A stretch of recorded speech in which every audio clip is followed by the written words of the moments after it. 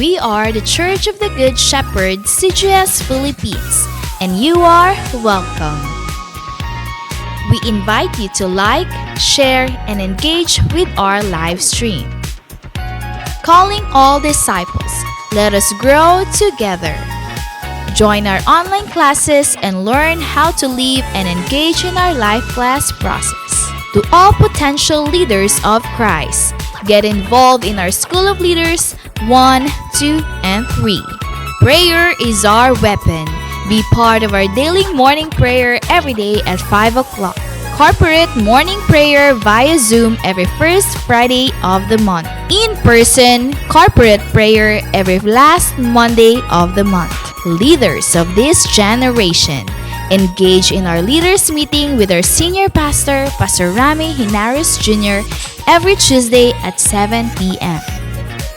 Indeed, we are unstoppable, and the church is getting bigger. Again, we are the CGS Philippines, and we have the vision.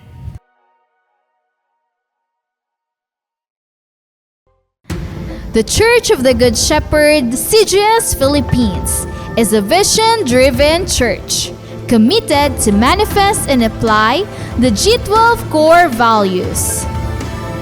I am a true disciple, Christ-likeness and multiplying ministry. Caught by the vision. Understand, live, and transmit the vision. Committed to sell life. Evangelism, leadership development, and multiplication. Passionate spiritually. Devotional life, prayer and fasting, and holiness. Submission to authority. Love, honor, and respect my leaders. Commitment to time. Manage and invest my time for the kingdom. Lifelong relationship. Accountability and responsibility. I love equipping and training. Training is my happy hour. I am a leader of 12 disciples. I am born to multiply. Accomplishing church goal setting. I support, help, and fulfill the goals. I want to see my church grow. Pray, work, and invest. The importance of young people. I will prepare the next generation.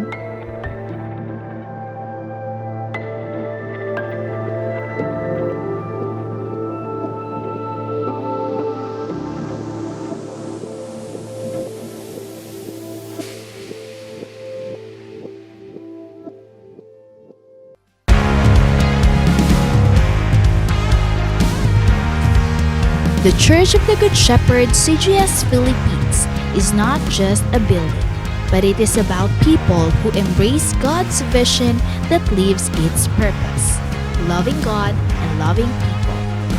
Previous years might be tough years due to the pandemic, but because of God's faithfulness to His church, the vision became even clearer and the calling of His disciples became louder.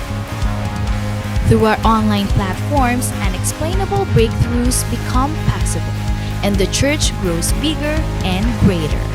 With the help of God's vision manifested to His disciples and leaders, winning people became unstoppable, not just here in the Philippines, but also all around the world. Disciples, leaders, and pastors in different churches became one in spirit to continue to rise up and expand the territory of God's kingdom.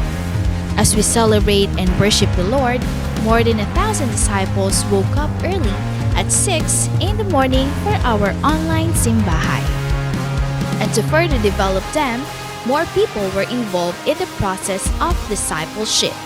First in life class, where they learned how to live a life according to the will of God. After life class, To continue the works of God's vision, disciples were trained and equipped through the School of Leaders 1, 2, and 3. Truly, God is faithful and He will not let the church stay ordinary. This year, as the vision goes further, some of the pastors and leaders began to go to the places reached by our online platform. Together with Pastor Rami and Pastor Adele, the church visited some places in the Philippines to connect and expand God's kingdom, the church, and His vision. All these things happens because pastors, leaders, and disciples in different churches and places are committed to prayer every morning and evening. The vision will never stop, and His people will never be silent. It is true, the latter house is greater than the former, for we are the church of the Good Shepherd, and we have the vision.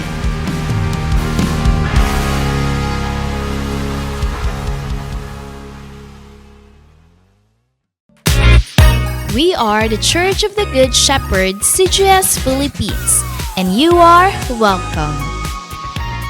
We invite you to like, share, and engage with our live stream. Calling all disciples, let us grow together.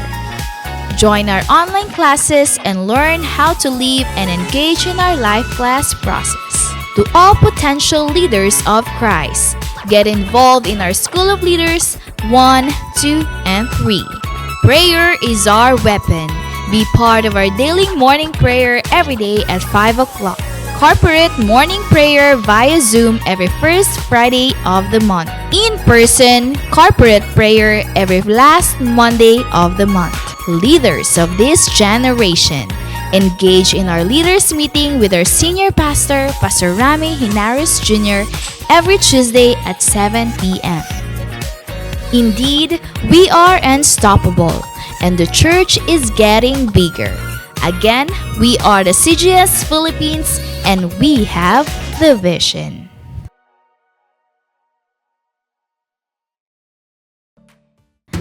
The Church of the Good Shepherd, CGS Philippines, is a vision-driven church committed to manifest and apply the G12 core values. I am a true disciple. Christ-likeness and multiplying ministry. Caught by the vision. Understand, live, and transmit the vision. Committed to sell life. Evangelism, leadership development, and multiplication. Passionate spiritually. Devotional life, prayer and fasting, and holiness. Submission to authority. Love, honor, and respect my leaders. Commitment to time. Manage and invest my time for the kingdom. Lifelong relationship. Accountability and responsibility. I love equipping and training. Training is my happy hour.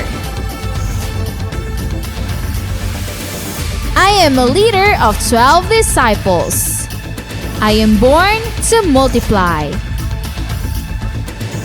Accomplishing church goal setting. I support, help, and fulfill the goals. I want to see my church grow. Pray, work, and invest. The importance of young people. I will prepare the next generation.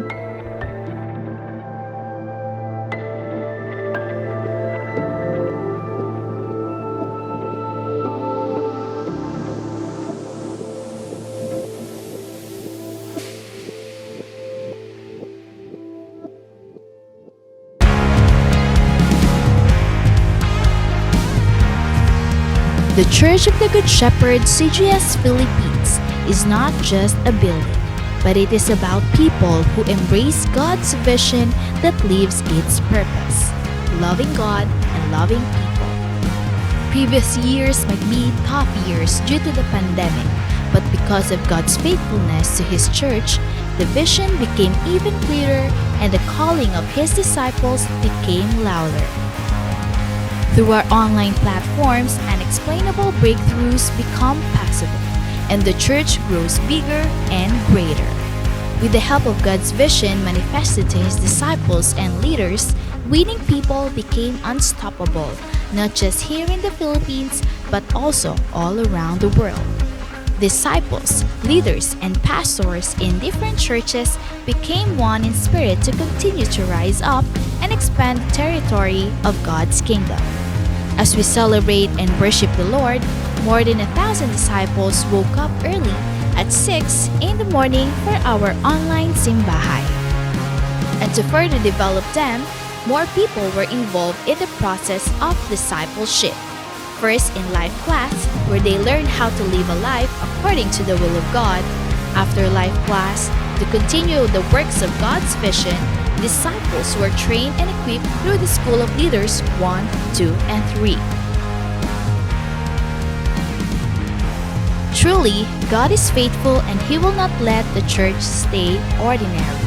This year, as the vision goes further, some of the pastors and leaders began to go to the places reached by our online platform. Together with Pastor Rami and Pastor Adele, the church visited some places in the Philippines to connect and expand God's kingdom, the church, and His vision. All these things happens because pastors, leaders, and disciples in different churches and places are committed to prayer every morning and evening.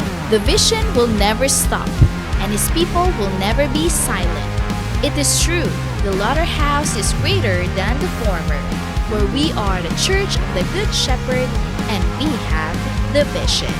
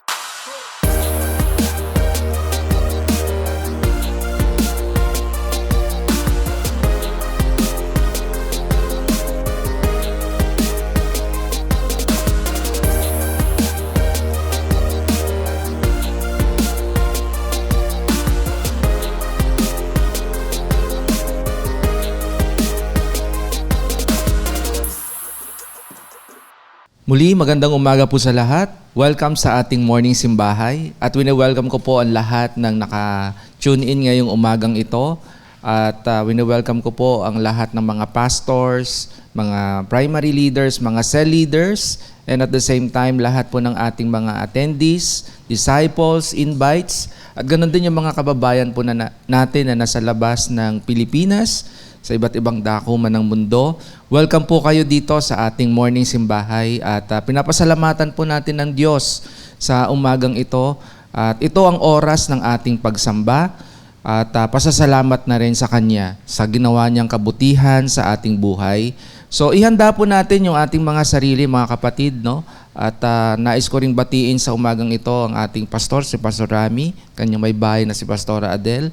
Salamat po muli sa opportunity na pribilehiyo na magamit ng ating Panginoon upang magdala ng kanyang mensahe sa umagang ito. So again, ihanda po natin ang ating mga notebook, mga ballpen, at syempre ang ating mga Bible, mga kapatid. No? So umagang ito, tayo pong lahat ay sama-samang manalangin upang patuloy po nating maumpisahan ang gawain ng ating Panginoon. Let us pray.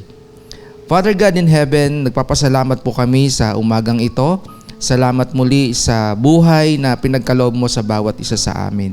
Pinupuri ka namin at patuloy ka naming dinadakila sa aming mga buhay.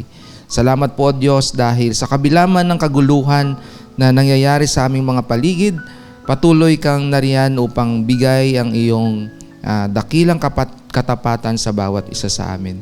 O Lord, we are asking for the power of the Holy Spirit to be with us, na patuloy po naming maunawaan ang iyong mga salita. Magbigay po ito ng impact sa buhay ng bawat isa, O Diyos, at maipamuhay po namin ito. Salamat po, Panginoon, sa walang hanggang kabutihan mo at pag-ibig mo sa amin. Salamat din dahil sa kabila man ng mga nangyayari sa paligid namin, patuloy mong pinatitibay ang aming pagtitiwala sa iyo, ang aming pananalig sa iyo, O Diyos. Sa iyo po ang kapurihan, sa dakilang pangalan po ng iyong anak na si Jesus. Amen and amen. Samahan po natin ang CGS Philippines Worship Team sa kanilang dadalhin na awitin sa ating pagsamba upang patuloy po tayong dalhin sa presensya ng ating Panginoon.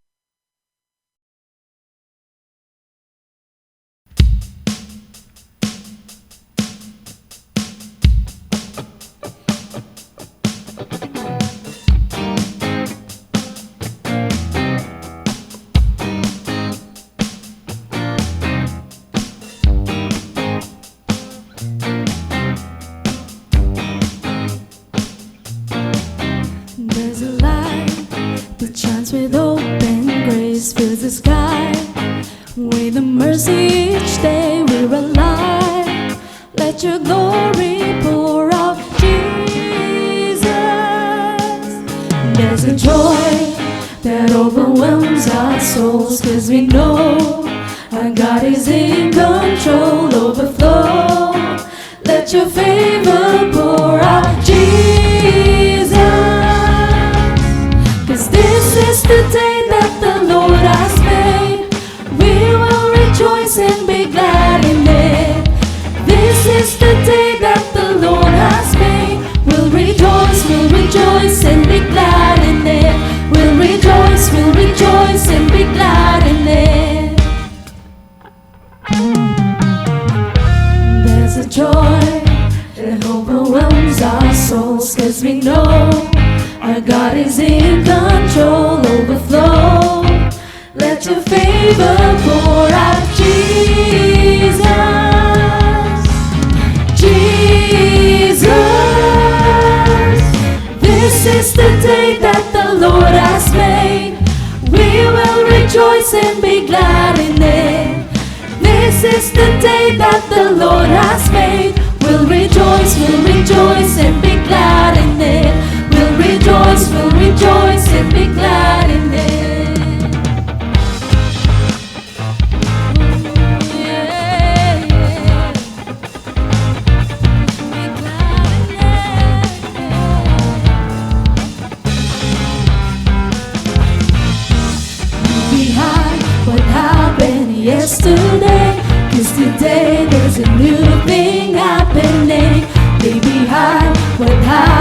yesterday, 'cause today there's a good thing happening. Leave behind what happened yesterday, 'cause today there's a new thing happening.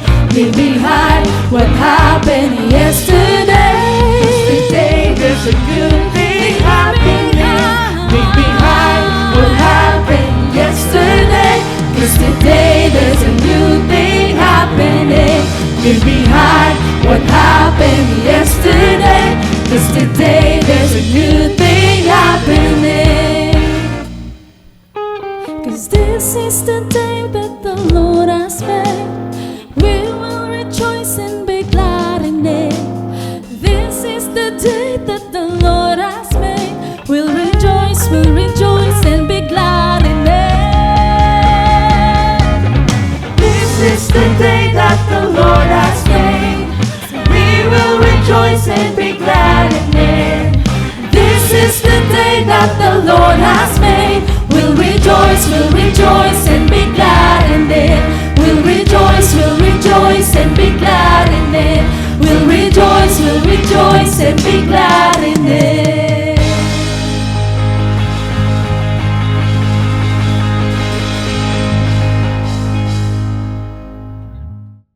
Nagpapasalamat po tayo muli sa CGS Philippines Worship Team sa kanilang dinalang awitin para sa atin na awiting pagsamba.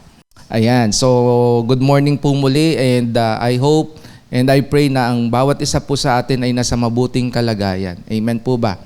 At sa oras po na ito, patuloy po nating ihanda yung ating mga sarili dahil ang mga susunod na marinig po nating mensahe ng ating Panginoon ay magbibigay ito ng encouragement and at the same time magbibigay po sa atin ito ng patuloy na magandang pananaw, no, pagdating sa ating relasyon sa ating Panginoon o sa ating Diyos. So sa umaga pong ito, gusto ko pong bigyan ng pansin sa atin, ano ba yung nangyayari sa paligid natin? Di po ba? Ang nangyayari po sa paligid natin ngayon ay magulo at patuloy po tayo nakakaranas ng mga rumors, no?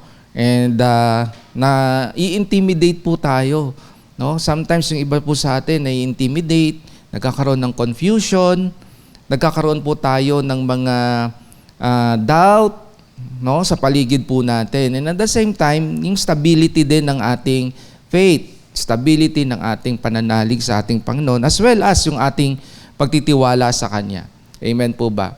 But then again, mahalaga na makita din po natin ang hirap ng isang bagay na ibibigay po natin sa isang tao, sa mga taong nakapaligid sa atin, or sa Diyos kung tayo hindi mo mismo stabilize po tayo dito. At alam niyo po sa umagang ito, mahalaga na ma-remind po tayo, mapag-usapan po natin muli ito at makita din natin anong level of my trust, no, o pagtitiwala meron ako pagdating sa ating Diyos.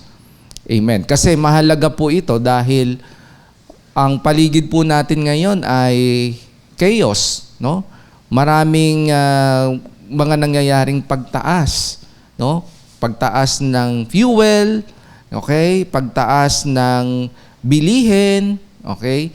Pagtaas ng ating mga BP, di ba? Yun po yung mga nangyayari sa atin. Pagtaas ng sugar, maraming tumataas. Amen? At marami ding tumataas na pagdating sa ating doubt. No? Maraming tumataas, mga kapatid. But then, kamusta ang iyong level of trust pagdating sa ating Diyos?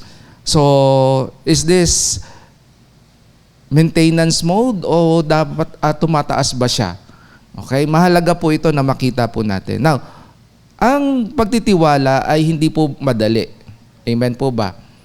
But then, kapag na-experience po natin ito sa ating buhay, personally, okay, nadidevelop po ito, no? Yung pagtitiwala natin, especially pagdating sa Diyos. Kasi minsan, madali tayong magtiwala sa tao.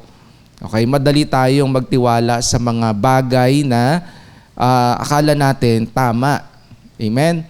But then, nakita ko dito mga kapatid na isang strong na dapat na meron ng isang disciple No, ang isang tao ay yung kanyang pagtitiwala sa Diyos. Na despite of the chaos, no, na nangyayari sa paligid natin, even kahit you are in the middle of just a normal life, no? Kamusta yung pagtitiwala mo sa Diyos? At kamusta ang personal trust mo pagdating sa ating Diyos? Now, I want you to open your Bible, mga kapatid. No? Buksan po natin yung ating mga Bible. The Proverbs always gives us the wisdom to remind us about God and how to withstand sa mga nangyayari po sa ating personal na mga buhay. Now, buksan po natin ito in Proverbs chapter 3, 5-6. Sabi po dito, trust in the Lord with all your heart and lean not on your own understanding. In all your ways, submit to Him, and He will make your path straight. Okay, so ayan po ang ating text ngayon. Now, buksan din po natin ang ating mga Bible dito sa Psalms chapter 9, verse 10. Ang sabi po dito, those who know your name trust in you. For you, Lord, have never forsaken those who seek you. Amen. So purihin po ang Diyos sa kanyang mga salita. Kaya po dito dapat makita po natin, no, itong mga verses na binasa ko po, magbigay po ito ng awakening spirit in times of chaos, no? Yung magulong mundo natin ngayon. Dahil alam ko na each and every one of us, no, meron po tayong minsan or madalas nararanasan, paano ba ako magtitiwala sa Diyos? Paano ko ba ito mas lalo pang paiigtingin? So even disciples, leaders, must enhance his trust pagdating sa ating Panginoon. Amen? Pagdating sa ating Diyos. Kaya nga sabi po dyan, trust in the Lord with all your heart. Kamusta ang puso na buo ang pagtitiwala mo sa Diyos? Amen? Kasi life is unpredictable. Situation is unpredictable. Minsan yung kaligayahan ng ating mga puso, nawawala po yan eh. No? Minsan nawawala po yan because of the things that happening in our environment, sa mga paligid po natin. So, ito yung season kung saan meron tayong nararanasan na confusion, merong pain, and we are waiting for something pagdating sa ating Panginoon. And all this, God is calling us to trust Him completely. So, kabila man ng mga nararanasan po natin ng mga confusion, anxiety, depression, no? God is calling us to trust Him completely. Kaya nga sabi po dun sa verse 5, trust in the Lord with all your heart. Ayan. So, trust is not just believing God exists. It is relying on Him even when things do not make sense. Amen po ba? Kaya nga mahalaga na ang pagtitiwala natin sa Diyos, patuloy po natin itong paigtingin, no? Palalimin. Kasi kapag hindi malalim ito, madali po tayong mabubuwal. Amen. Kaya nga, mahalaga na tayo bilang mga disciple at tayo na nandito po ngayon sa online, tingnan natin ano ba yung level of trust meron tayo o pagtitiwala tayo pagdating sa ating Panginoon. Now, the question is, paano? No? Paano? Kaya nga, pamagatan po natin itong ating tema ngayong umaga is, trusting God in every season. So there are seasons sa buhay mo na you are at peace. There are seasons in your life na you are at war. There are seasons in your life na meron kang anxiety, doubt, no? Pagdating sa iyong journey dito sa discipleship, and as well as kung ano yung normal life na kinikilusan po natin every day ng ating mga buhay. So sometimes we lose hope because we lose our trust to God. Amen? Kaya nga mahalaga. Now, ang tanong dito mga kapatid is, paano natin ito mapapaigting? Okay? O paano pa natin itong mapapalalim? Dahil mahalaga na let us continue to check our level of trust. Sabi ko nga kanina, maraming tumataas sa paligid po natin, no? Tumataas yung demand pagdating sa oil because of the war. Tumataas din yung demand pagdating sa commodities. Tumataas din yung demand pagdating sa mga pangangailangan natin everyday. So, dapat ang number one na tumataas sa buhay po natin ay yung ating pagtitiwala sa Diyos. Amen? Tumaas man ang lahat ng mga commodities sa paligid natin, mas tumataas ang level ng pagtitiwala mo pagdating sa ating Panginoon. Now, ang tanong dito is, paano? Paano po natin ito mapapataas pa o paano pa tayo madidevelop in terms of our trust in God? Now, sabi po dito, trust God beyond your understanding. Na sa kabila man ng lahat ng nangyayari sa paligid natin, we must trust God beyond our understanding. Because we do not know ano yung lalo pang ginagawa ng Diyos sa buhay natin. God sometimes allow every situation sa buhay natin because hindi natin namamalayan, tinatawag niya pala tayo. No? Hindi natin namamalayan na meron pala siyang nais ipagawa sa atin. Hindi pala natin namamalayan na may mga bagay tayo na kailangan pang i-improve, may kailangan pa tayong gawin, at kailangan pa nating i-level up yung ating mga sarili. And that's how we should trust God beyond our understanding. Sometimes, kini-question natin ng Lord, bakit nangyayari po ito? Bakit magulo ang paligid? Bakit kailangan kong maranasan ito? Yan ang mga tanong na natin madala sa ating mga sarili. And most of the time, we are questioning God sa buhay natin because of the situation. So nagpapanik ngayon ng mga tao dahil sa pagtaas ng fuel. But, kamusta ang iyong pananalig sa Diyos sa kabila ng mga nangyayari sa paligid natin? Nakafocus tayo doon sa pagtaas ng fuel. Hindi tayo nakafocus sa pagtaas ng ating pagtitiwala sa Diyos. Amen po ba? Most of us are very much worried. Amen? Yung stability of your work, your career, your finances, your health. Okay? Kaya minsan yun yung nangyayari po sa atin. Nalulusen yung ating pagtitiwala. And most of the time, yung ating pananalig sa Diyos. Because we never know, no, that God is doing something to each and every one sa atin, mga kapatid. No? Hindi natin ito namamalayan. Kaya nga sabi dun sa verse 5, trust in the Lord with all. Hindi niya sinabi na with half of your heart. Okay? Most of the time nga, di ba? Mas nagtitiwala pa tayo sa mga tao na nasa paligid natin. Pero ang nararanasan natin, ano ang nararanasan natin kapag sobra tayo nagtiwala sa tao? Nadi-disappoint tayo. No? It breaks our heart. Sometimes, yung pinakamamahal pa nating tao, yun pa ang nananakit sa atin. Sa kanila pa natin nararanasan yung pain. No? Sa kanila, kasi binuhos natin yung pagtitiwala natin sa kanila eh.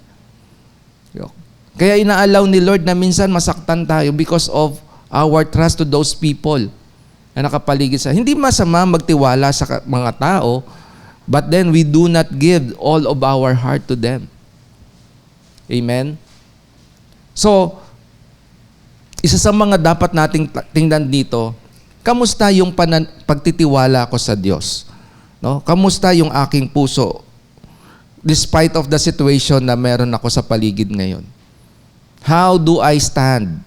How do I increase? So we must trust God beyond our understanding. Sabi po dito sa Isaiah 55, 8-9, ang aking kaisip ay hindi ninyo kaisipan. Ang inyong kaparaanan ay hindi ko kaparaanan. Verse 9, kung paanong ang langit ay mas mataas kaysa lupa, ang aking kaparaanan ay higit kaysa inyong kaparaanan.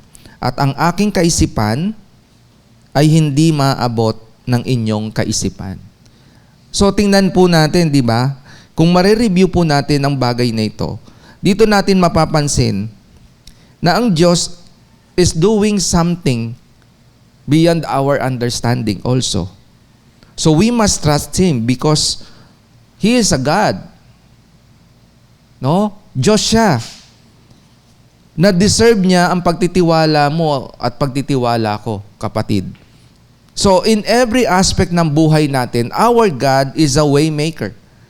And we cannot comprehend what He is still doing to each and every one of us. Amen po ba? So type in po ninyo dyan, mga kapatid, my God is a way maker. Amen? So we cannot comprehend ano yung ginagawa pa ng Diyos sa buhay po natin. Because trusting God means placing your entire life sa Kanya. Yung nakaraan mo, yung ngayon mo, yung bukas mo, siya lamang ang nakakaalam niyan. So we must have our confidence in Him. And it is beyond pa dapat yung ating pagtitiwala sa Kanya. Amen po ba?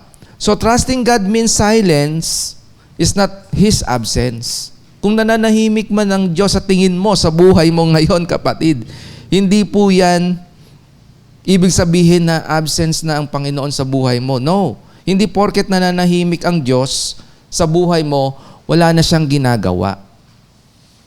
Amen to that, mga kapatid. So, ayun ang maraming maling akala na meron po tayo.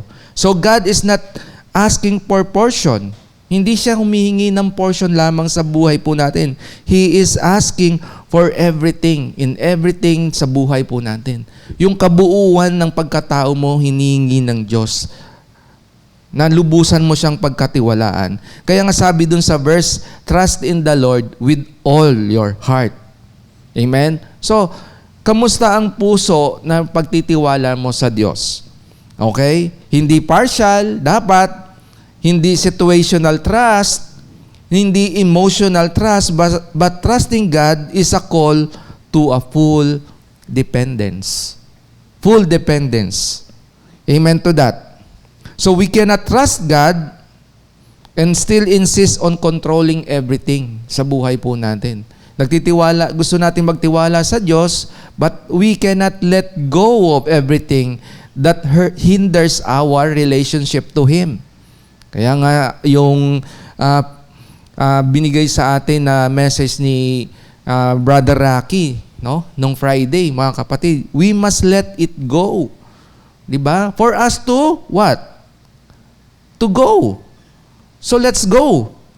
Amen, mga kapatid. So hindi lamang 'yon, kundi para pas lalo pa tayong mag-grow, mga kapatid. But then sometimes ito ang problema natin. Gusto nating gawin ng Diyos ang mga bagay na gusto natin. Amen po ba? Hindi natin nilelet go si God o ang Diyos po natin na siya yung mag-full control ng buhay mo. You are trusting your own ability, your own wisdom. Kaya nangyayari, nagkakawindang-windang ang buhay po natin. Magaling ako eh. Ayun. Marami sa atin dito mayayabang. 'Di ba? Hindi dinidevelop ang kanilang full dependence to God. So katulad ngayon ng morning simbahay, everyday ng buhay mo. 'Di ba nangyayari sa atin pagkagising natin, anong unang pumapasok sa isip mo? Okay, type in niyo po diyan, no? Ano ang unang pumapasok sa isip mo? Pagkagising, pagkamulat mo, be truthful, mga kapatid. Okay. Ang una, madalas, kaagad na chine-check, cellphone. Ayun. O kaya, ang chine-check kaagad, kung may mainit na tubig para magkape. Di po ba? So, yan po yung mga bagay na, hindi natin kaagad binibigay yung full dependence natin sa Lord. We do not pray. Ito pang problema natin, mga kapatid. Hindi ka kaagad nagpapasalamat sa Diyos. Di po ba? So, sinong nagbiyahe dito ngayon, no, na ang kanyang full dependence na doon sa nagdadrive ng kanya sasakyan? Naisip niyo ba yon, mga kapatid? yung full dependence mo nandun sa driver kasi alam mo na dadalhin ka niya dun sa terminal at sasakay ka ulit. Okay? Nandun ang full dependence mo. That is a simple analogy ng ating pagtitiwala. Amen? Ikaw na nakaupo ka ngayon, di ba? Nasaan ang buong pagtitiwala mo ngayon? Nandiyan sa upuan. Di ba? Very confident ka na hindi ka ibabagsak ng inuupuan mo. Amen? Very confident ka na yung higaan mo malambot. Amen? But then, kung sa mga bagay na yan, nagtitiwala tayo, no? Dumidepende tayo sa mga bagay na ginagamit natin everyday ng buhay natin. What more pa yung ating pagtitiwala sa Diyos? Amen? Kaya nga, we cannot trust God and still insist on controlling everything sa buhay po natin.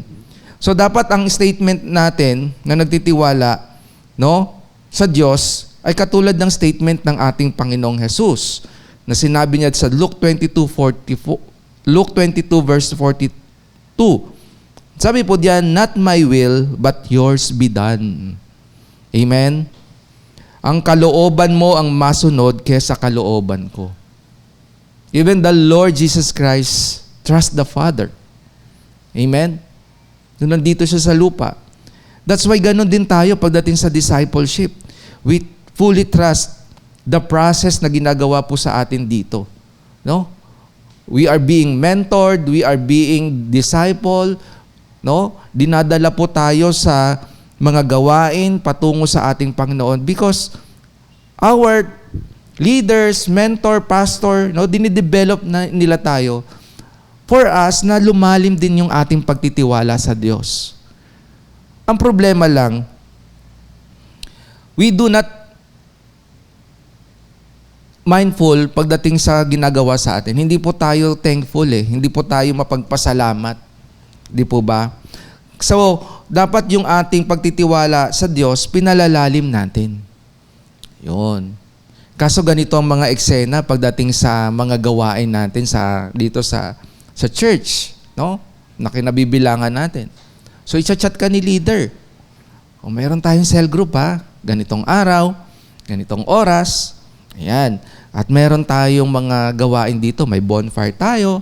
Meron tayong reporting. Meron tayong mentoring. Meron tayong pag-aaral.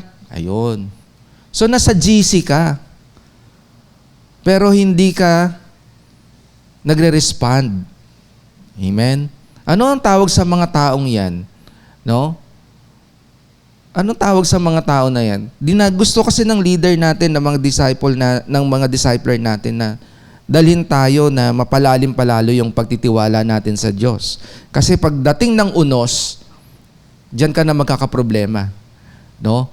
Minsan nahanapin mo na yung mga tao na magbibigay sa iyo ng kalakasan, pero aalisin na sa iyo ng Diyos yan. Kasi wala ka sa kapulungan kung saan pinalalalim ang pagtitiwala mo sa Kanya. Di ba? Anong tawag sa mga taong yan? Sinmodologies. Yung sin ka lang ng sin. Di ba? Hindi mo man lang, wala ka man lang respond. Yan. Yan yung mga tao na hindi nagtitiwala sa Diyos Di ba? Yung nasa GC ka pero hindi ka nagsisin. Sinmodologies tawag doon, mga kapatid. Kaya mahirap sa ating panahon ngayon, no? Ang daming gustong i-mentor tayo. May mga tao na minamahal tayo, pero binabaliwala natin. Amen to that, mga kapatid. So what else? Surrender every area of your life. Diba? For us to trust God in every season ng buhay po natin, ano man ang season ng buhay natin ngayon, we must have a surrendered heart to God. Because sabi po dyan, sa ating pangalawang point, surrender everything, every area of your life. So, anong area pa sa buhay mo ang hindi mo sinusuko sa Diyos? Type in nyo nga dyan, mga kapatid. Anong area po dyan sa buhay po ninyo? Amen? We must put God first sa buhay po natin palagi. Surrender every area of your life. Baka mamaya ang May mga bagay ka pa na hindi isinusuko sa Diyos kaya hindi mo din nade-develop ang iyong pagtitiwala sa Kanya. Amen, mga kapatid. So, putting God first means trusting Him with everything sa buhay po natin. Pagdating sa ating plano, pinaplano sa buhay, sa ating mga pangarap, at kahit ang ating mga alalahanin sa buhay. We must surrender everything or every area sa buhay po natin. No? So ano ang gagawin natin? Ito pong antidote dyan, mga kapatid. Buksan po ninyo in Matthew chapter 6, verse 33. Kilala nyo po at very familiar po kayo sa verse na ito. Di po ba? Sabi po dyan, ngunit higit sa lahat, bigyang halaga ninyo ang kaharian ng Diyos at ang pamumuhay ng ayon sa Kanyang kalooban. At ibibigay niya sa inyo ang lahat ng mga bagay na ito. Ito bang verse na to na binasa po natin sa Mateo, buhay ba ito sa buhay mo, kapatid? Amen? Kasi kung hindi po ito buhay sa buhay mo, sa puso mo, maaring marami ka pang area sa buhay mo na hindi mo sinusuko sa Kanya. Kasi naniniwala po ako na kapag inuna natin ang Diyos sa ating mga buhay, inuna natin siya sa ating mga buhay, then everything will follow. Pero kapag hinuhuli natin ang Diyos sa ating mga buhay, everything becomes chaos. Magulo, mga kapatid. Amen po ba? So maaaring nandito ka sa church, maaaring nasa church ka, pero may question ang Panginoon sa iyo. Kamusta ang altar life mo? Ayun. So pagising mo ba, inuuna mo siyang kausapin o inuuna mong i-chat yung jowa mo? Ayan. Mas una mo pa siyang binabate. Nag-i-emoji ka pa dyan, nag-good morning ka pa dyan, no? Nagkakamustahan pa kayo, kagigising nyo lang. Ayan. So may mga may mga ganyang moment pa. So we do not surrender every area of your life. So imbis na una, pasalamatan mo ang Diyos dahil nagising ka, kompleto ang parte ng katawan mo, hindi ka nababagsakan ng missiles, no? Hindi ka nagkukulang sa tubig, di ba? Which is yun yung nangyayari ngayon sa ibang kababayan na natin na sa Middle East, no? Nakakala nila may fireworks, pero fire missiles pala ang bumabagsak sa kanila. Di po ba? So, pasalamat tayo sa Diyos. Amen? Kaya nga ako na-imagine ko sa mga oras na ito, mga kapatid, kamusta kaya yung mga kababayan natin, even yung mga kapwa natin, mga kapatid, no? Na nasa Middle East sa ngayon. Yung mga nakakaranas ng ganitong klase ng giyera. Nakakabilib yung kanilang pagtitiwala sa Diyos. Amen? Na despite na naririnig nila, biruin ninyo, sa fireworks pa nga lang dito, every New Year sa bansa natin, mga kapatid, di po ba, nabibingi na tayo, naiirita na tayo. Di ba? Yung iba sa atin, naiirita sa ingay. Bijoke nga lang ng kapitbahay mo, irritable ka na eh. Di po ba? What more pa yung mga kababayan natin, no, na nasa oras na ito, yung nakakarinig sila ng malalaking pagsabog ng missile. Di ba? But then,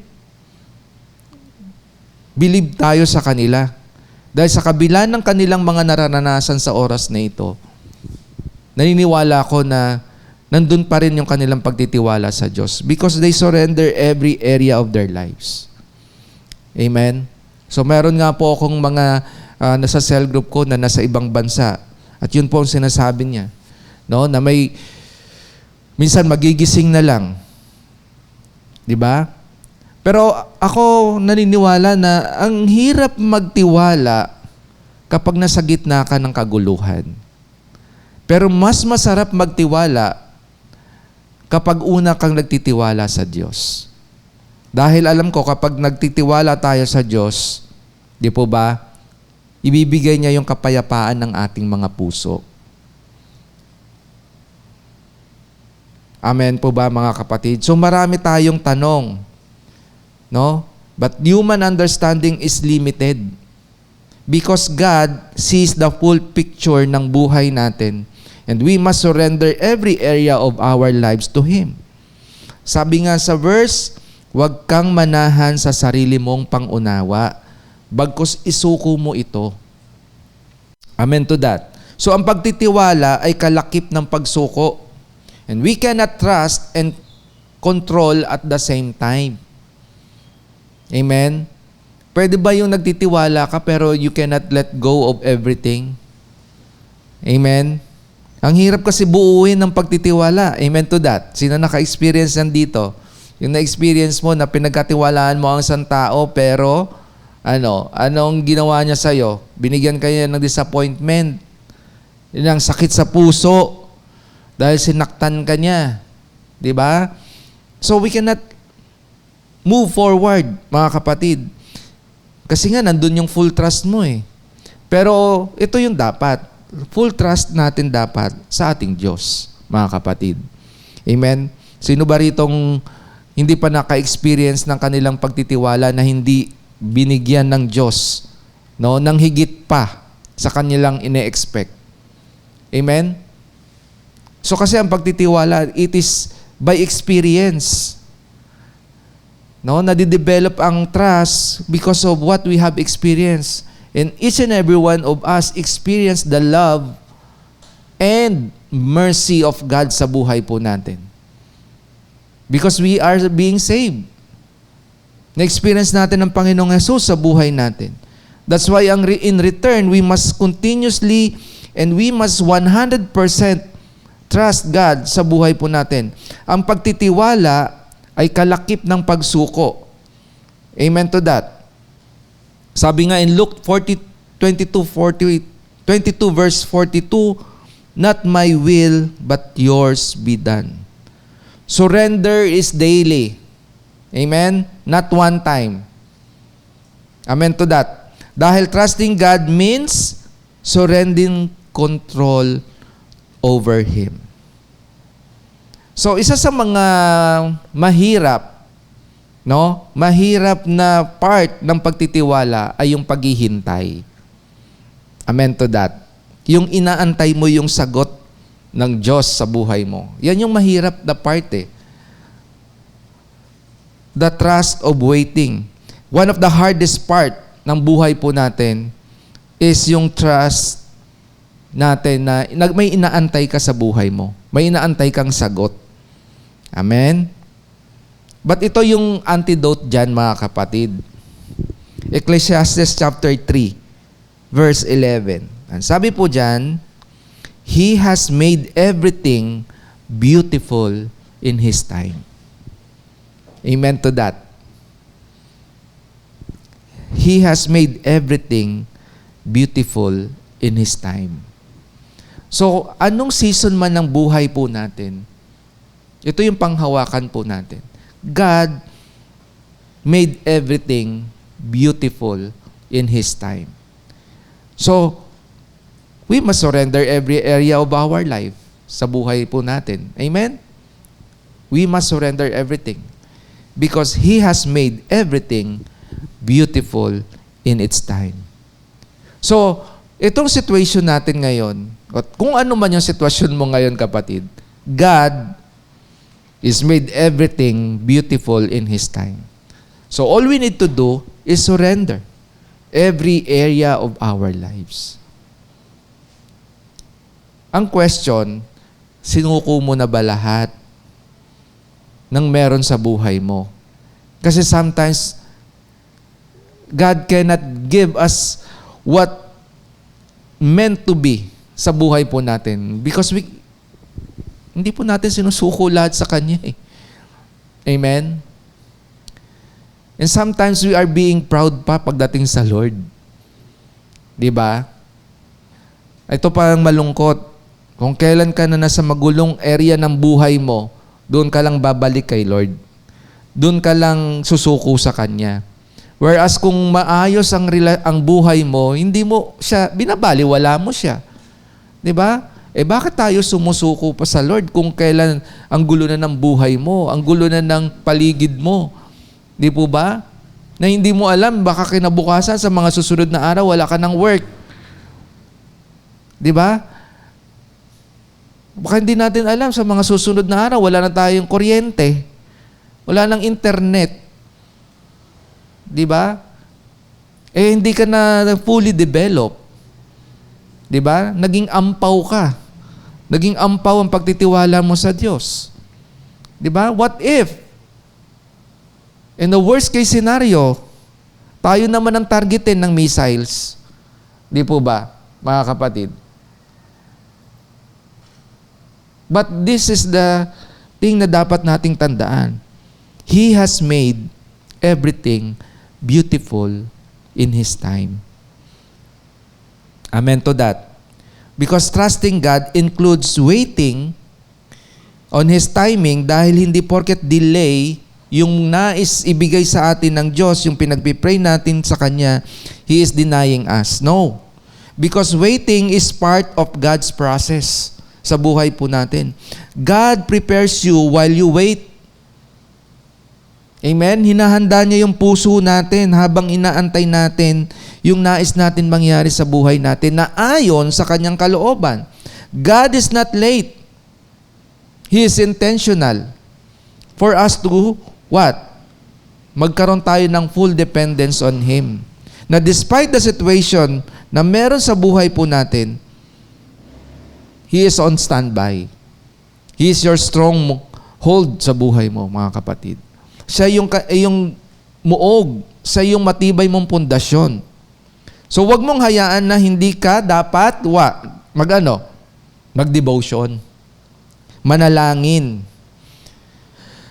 Hindi mo dapat inaalaw ang mga bagay na ito na mawala sa buhay mo sa ngayon na. Ngayon na. Kung hindi mo pa ginagawa ang manalangin ng marubdob sa ating Diyos, gawin mo na.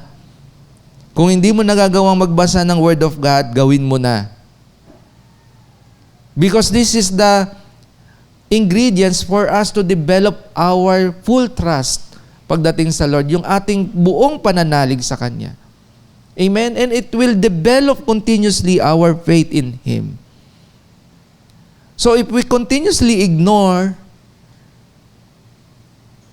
yung mga mentor natin, yung mga pastors natin na nag-guide sa atin, na ma-develop tayo spiritually, na ma-mold tayo spiritually, na mag-grow tayo spiritually, walang mangyayari sa buhay po natin.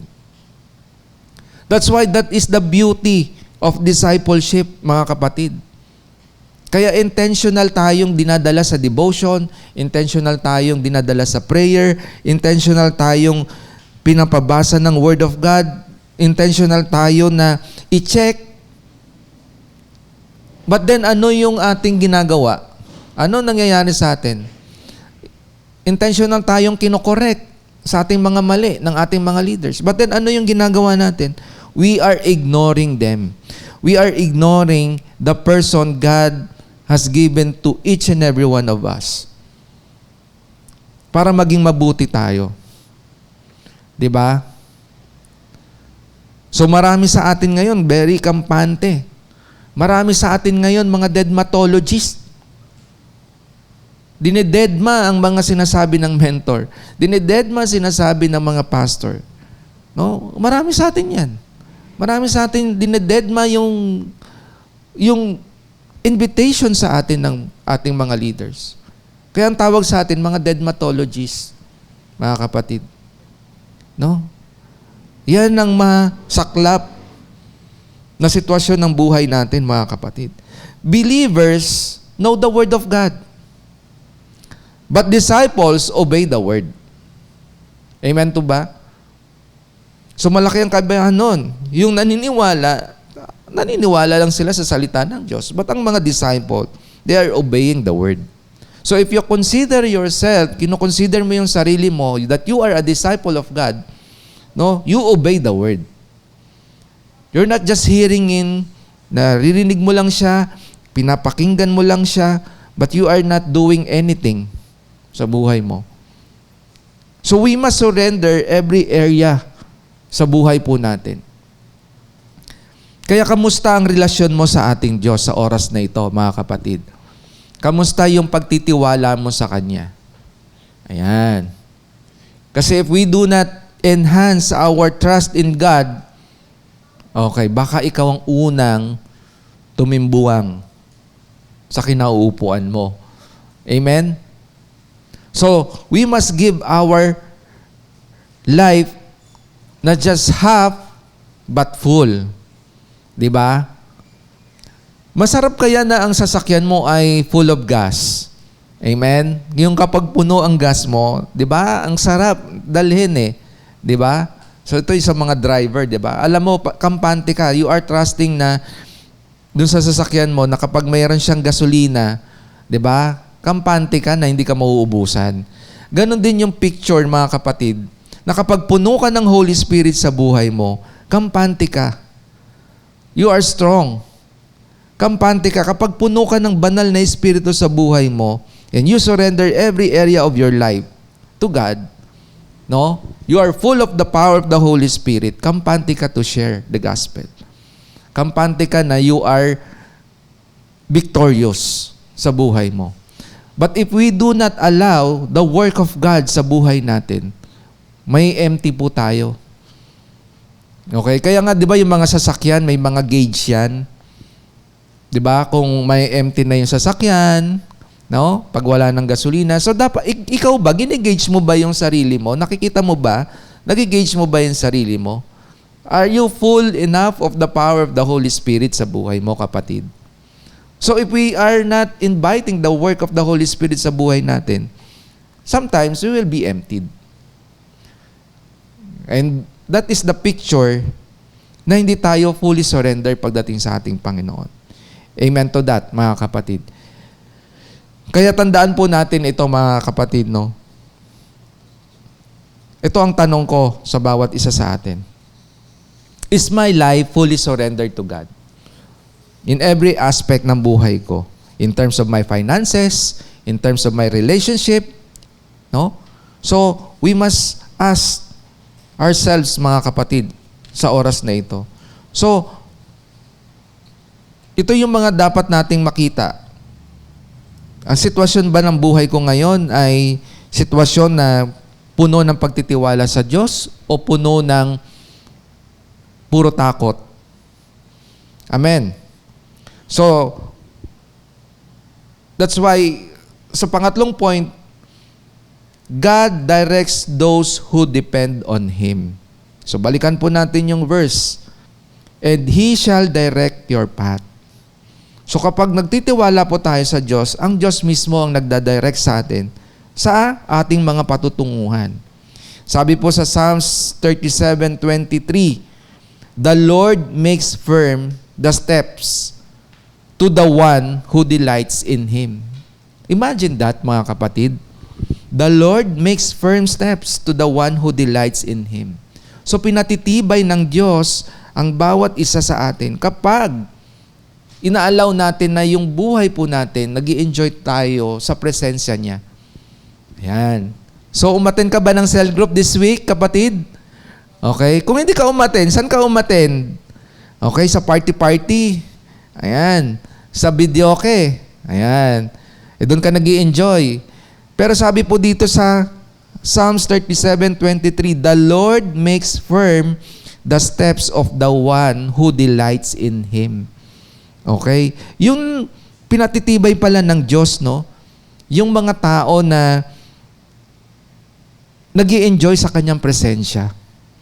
Ayan. Pero kapag hindi ka nag-i-enjoy sa cell group, no? Inaantay mo na lang na i-remove ka, inaantay mo na lang na na kukuha ka ng tiyempo para mag-left the group, 'di ba?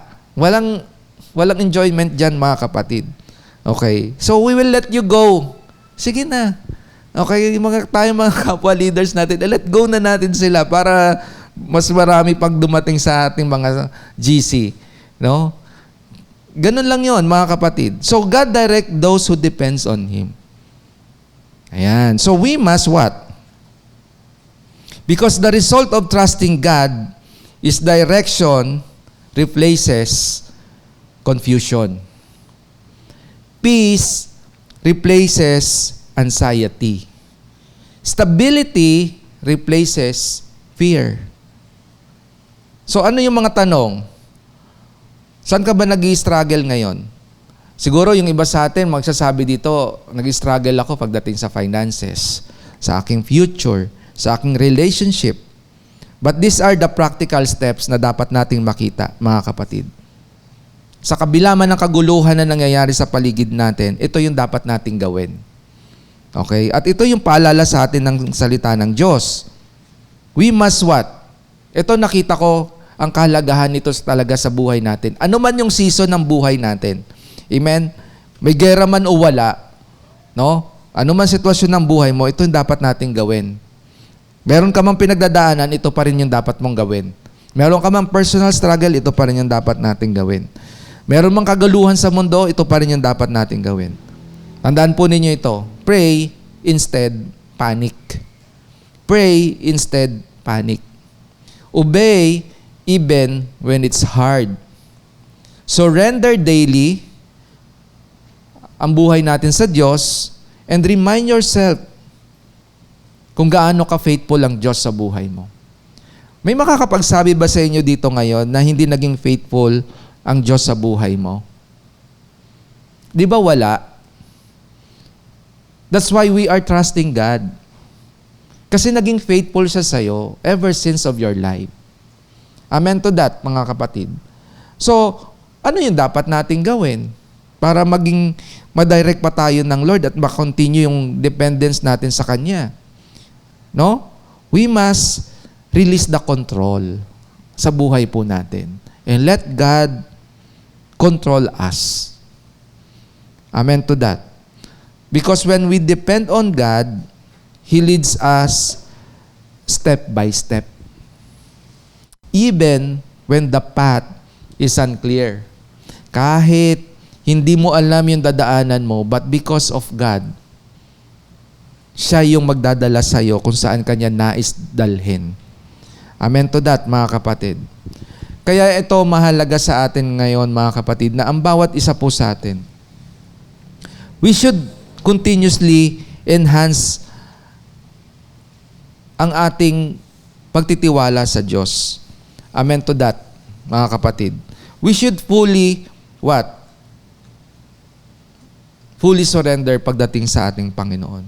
That's why, nire-remind po tayo ngayong umagang ito na tayo bilang mga disciple, kayo na tayong mga invites po dito, saan man tayong lupalop, naka-area ngayon, mga kapatid, we should develop and we should digger more. Palalimin pa natin yung ating pagtitiwala sa Diyos. Ano man yung nangyayari sa paligid natin, we can say, I trust my God. I trust in Him. Kaya ito yung dahilan bakit tayo dinadala palagi ng ating mga pastors, ng ating mga leaders, ng ating mga mentor. Because most of us, sometimes we are being weak. So if we do not appreciate what God is working to each and every one of us, madali po tayong aatakihin ng panghihina, lalo na sa mga nangyayari ngayon sa ating mga paligid. Amen to that, mga kapatid. Kaya nga ang mahalaga sa atin, mga kapatid, magkaroon po, engage po natin yung ating relationship sa Diyos. Nasaang level ba ako? Nag-accelerate ba ako? O maintenance mode lang ako? Di po ba? Kaya mahalaga ito, mga kapatid. As I end, trusting, sabi po na dapat natin pang kailangan makakita sa ating mga buhay, na trusting God is the foundation of vision. Because vision is always begins where comfort ends. We cannot carry yung vision sa buhay po natin if we don't trust God and we do not trust His process sa buhay po natin. So we must involve God palagi sa buhay po natin. Because it requires waiting and demands faith, mga kapatid. So kung ano man yung dapat nating gawin sa buhay po natin, let us go back to the very aspect ng buhay po natin. my trust in God, my relationship in Him. Sabi po sa conclusion po natin dito, trusting God is not always easy, but it is always worth it. Amen to that? Because when we choose to trust Him with all our hearts, we exchange fear to peace, for peace, confusion for direction, and weakness for strength. God never fails those who rely on Him. Ang kailangan lamang po natin, our responsibility is not to figure everything out. It is to trust, obey, and follow. So I hope ngayong umaga mga kapatid, nabuksan po tayong, napatuloy po nating isuko ang buhay natin ng ating pagtitiwala sa Diyos at patuloy tayong mag-depend sa Kanya. And we continuously develop our faith in Him. That we're not just trusting God, but we continue to develop our faith in Him. Amen to that, mga kapatid? So I hope ngayong umaga na ito, let us release, yung mga bagay na ayaw pa nating i-let go. Let us release yung mga bagay na ayaw pa nating bitawan, na nagiging cause kung bakit tayo hindi maka-fully trust pagdating sa ating Diyos. Amen to that, mga kapatid. So muli, samahan po tayo ng ating CGS Philippines worship team. As we end, mga kapatid, manatili po tayo sa ating platform, mga kapatid. Meron pa po tayong closing prayer.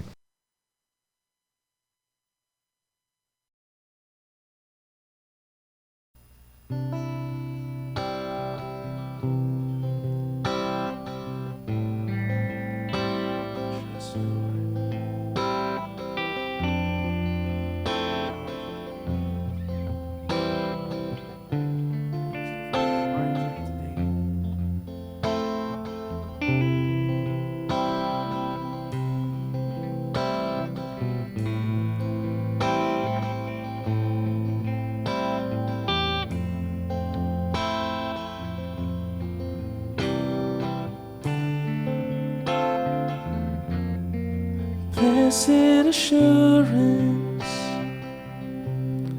Jesus is mine. He's been my fourth man in the fire, time after time. Born of His Spirit, washed in His blood. And what He did for me on Calvary is more than enough. Oh, I trust in God, my Savior, the one who will never fail.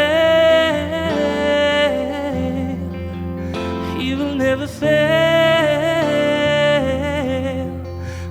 Trust in God, my Savior, the one who will never fail. He will never fail.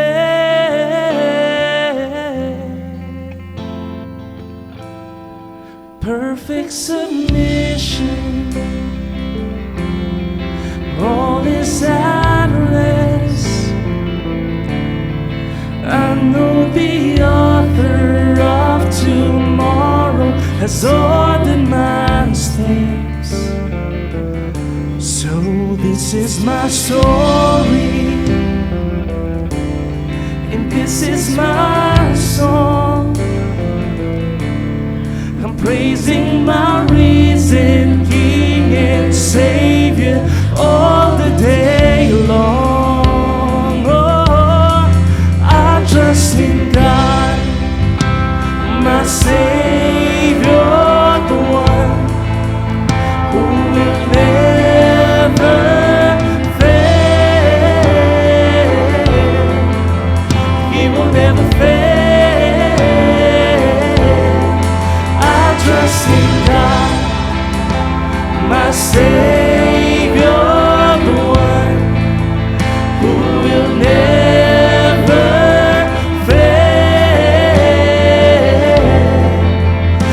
will never fail.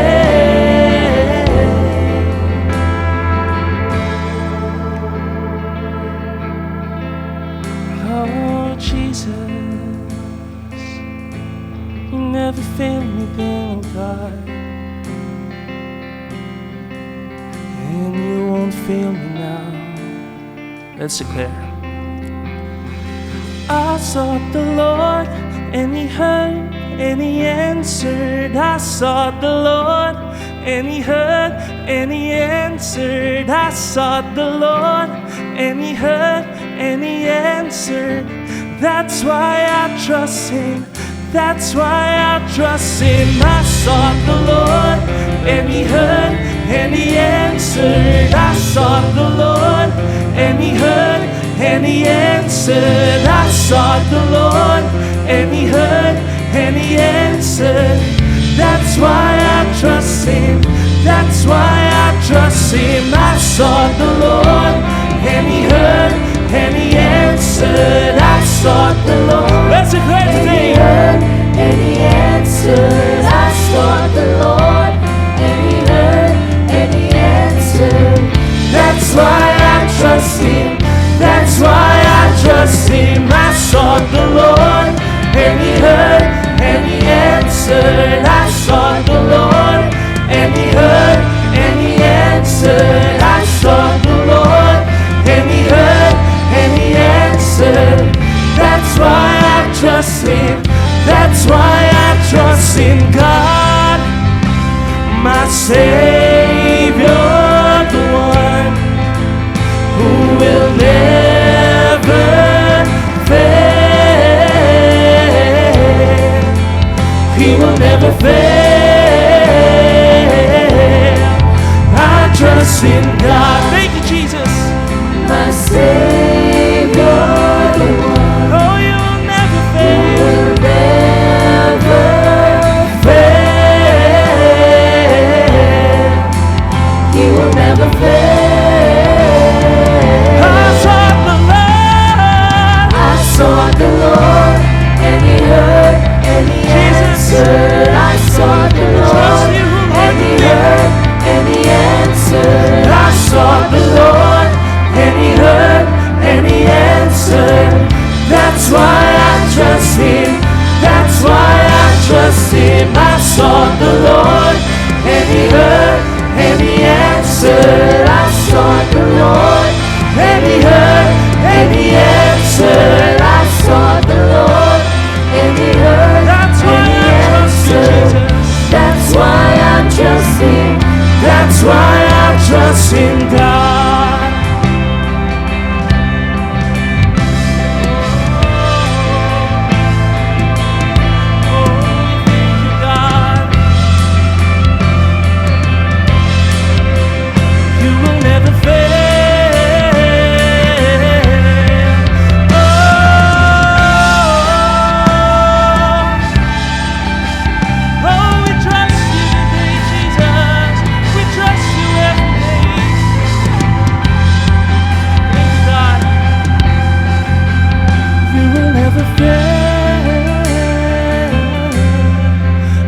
Trust in God, my Savior, the one who will never fail. He will never fail. I trust in God, my Savior, the one who will never fail. He will never fail.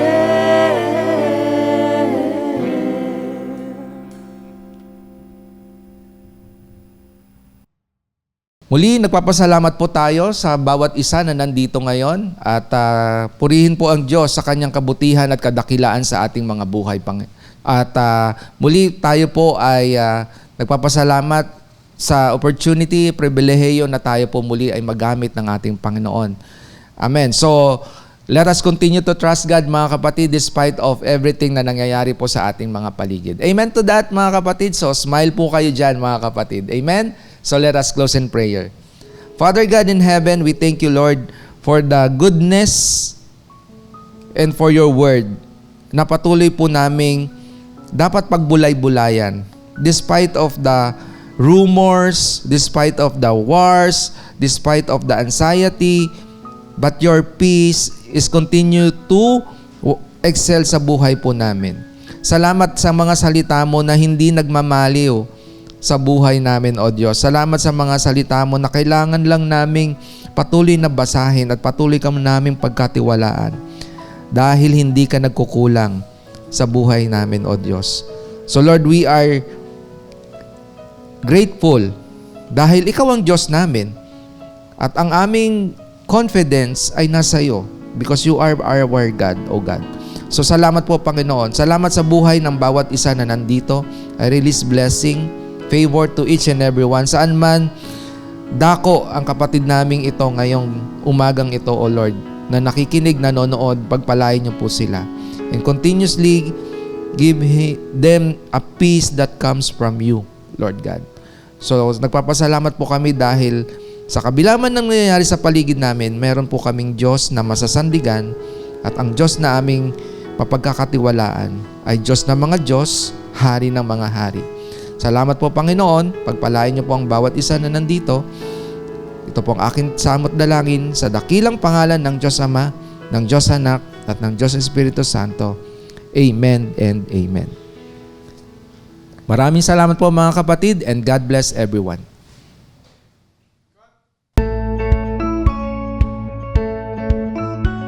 Hope you've been blessed by the message of God today as we continue to extend our calling in loving God and loving people, even in online, and keep you more updated to our journey in God's vision. Connect to us wherever you are.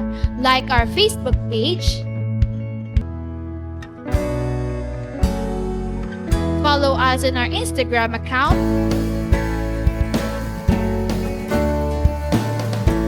and subscribe to our YouTube channel. Be a blessing and always be updated.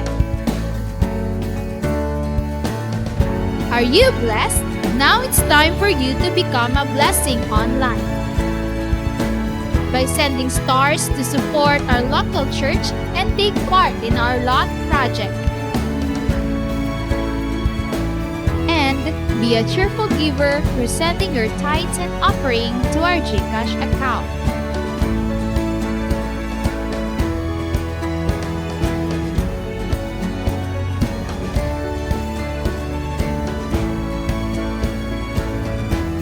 See you on our next online worship. Thank you and God bless.